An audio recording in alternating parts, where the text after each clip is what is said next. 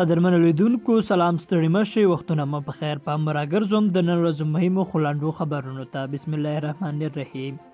کورنیو چارو وزارت په رسمي توګه تایید کړې ده چې د ولسمشر غني یو ساتونکی قیام الدین مقصودي تېره شپه په پغمان کې د نامعلومو وسلوالو لخوا وژل شوی دی او د پی پی ایس یو بل کارکوونکی هم په دغه پیښه کې ټپي شوی دی. وزارت وایي د پیښې په تړاو یې پلټنې پیل کړي دي.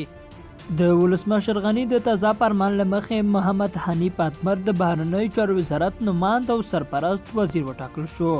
بلخوا په هیواد کې د کرونا وایرس له امله د مړو شوو کسانو شمېر 7 تنو ته ورسید. د امیر روغتیا وزارت وایاند او سلاکار وحید الله معیار وایي چې د کووډ-19 یو ناروغ په کابل کې مړ شوی دی او په دې سره په هیواد کې د کرونا له امله د مړو شوو کسانو شمېر 7 ته رسیدلی دی. همداراز له کرونا د جوړ شوو کسانو شمېر هم په هیواد کې 12 کسانو ته رسیدلی دی. پاکستان کې د افغانستان سفیر عاطف مشل وایي چې د تورخم او سپین بولدک لارې به د روانې اپریل میاشتې تر 9 تر 9 نیټې پورې د 3 ورځو لپاره په یو طرفه ډول خلاص شي. نوموړي پر خپله ټویټر پاڼه لیکلي چې هره ورځ به له دې لارو تر 100 پورې کسانو ته د اوښتو زمینه برابره شي. د بشري حقوقو کمیسیون وایي د سولې په بهیر کې باید د ولس غږ له پامه ونه غورځول شي. د بشري حقوقو خپلواک کمیسیون اندېښنه څرګنده کړې چې د کرونا وایرس د لا خپرېدو ویره باید د سولې په پروسه کې د افغانانو پر ګډون منفي اغېزه ونه کړي.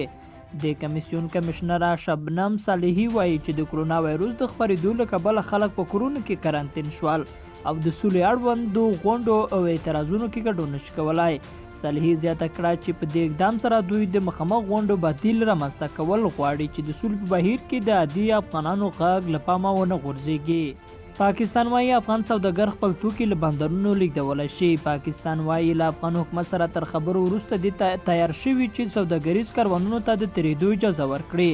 د پاکستان حکومت ویلي چې دمګړی د افغان سوداګرو تر 10 زرو پورې کنټینر په کراچۍ بندر کې او د 4 زرو په شاوخوا کې په چمن او تورخم کې ولاړ دي. د دوی په وینا د افغان حکومت له غوښتنې وروسته پاکستاني حکومت پریکړه کړې چې دغه سوداګریزو کاروانونو ته د تېرېدو اجازه ورکړي. قدرمنو لیدونکو دا او تر دې مهاله لنډ او مهم خبرونه چې مو واورېدل تر بیا ښې چارې